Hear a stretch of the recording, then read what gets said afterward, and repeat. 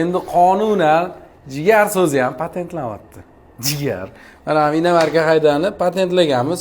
Shu so'zga yaqin, shunga o'xshash narsalarni ochish olmaydi endi. Men oldin biznes qilganman Firdavs aka. Mana shu patentlamaгаnim hisobiga joylarim yopilib ketgan. Ya'ni logomni o'zgartirishga majbur bo'lganman. Adashmasam 40 million 50 million shtraf qilamiz. Srochni o'zgartiring deb kelishgan edi. Mana xullas patentlash markazi bor Firdavs aka. Mana Inomarka haydani qilib beruvdilar. Baraka toping.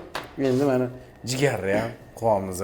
Xullas tabriklab qo'yish kerakmi? Nima qilish kerak bilmayman. Agar siz biznesingiz bo'lsa, brendingizni обязательно patentlab oling. Любойdan o'qting, ham brend zo'r ketyapti deb. Sizdan oldin borib patentlab olsa, ishoning siz u brendni ishlata olmaysiz.